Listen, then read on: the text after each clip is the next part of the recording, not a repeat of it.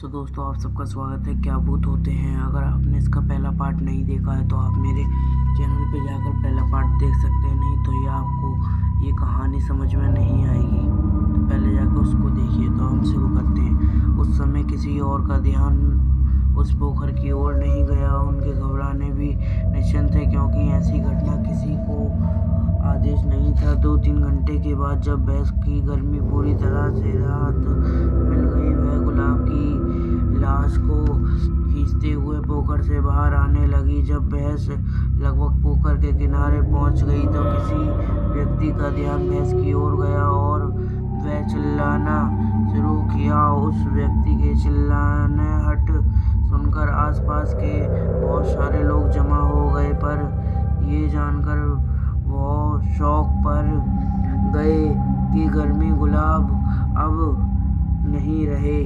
भैंस ने अपनी गर्मी शांत करने के लिए निर्वात बालक को मौत के मुंह में भेज दिया था और वे भूत बनकर लोगों को सताने लगे। पिछली कहानी में हमने देखा कि इस प्रकार आधा दर्ज भूतों ने मिलकर एक पंडित को गड्ढे में धंसा दिया था। उनका धंसने में जिसका बुड्ढियों ने सबसे अधिक अपने बल से बुद्धि का प्रयोग किया था, किसी का नाम गुलाब था। मैंने पिछली कहानी में ये भी बता दिया था कि जो प्राणी पानी में डूबकर मरता है वह डुबाऊ एक प्रकार का भूत बन जाता है। अब आई 40-50 साल पुरानी इस कहानी के माध्यम से ये जानकर की कोशिश करते हैं कि गुलाब कौन था और किस प्रकार वह डूबकर भूत बन गया।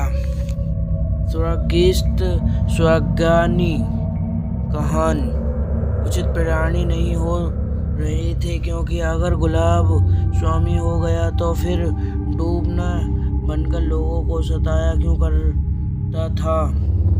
खोर भगवान उनकी आत्मा को शांति प्रदान करे।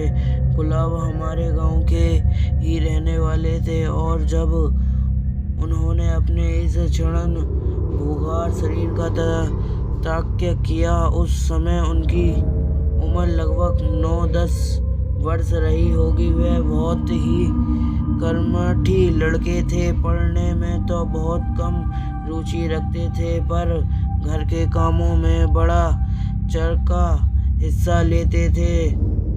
चाओ मवेशियों को चार देने से लेकर उनके चारों नहालो, गोबर गोथरी आदि करने का काम भी खूबसूरत किया करते थे।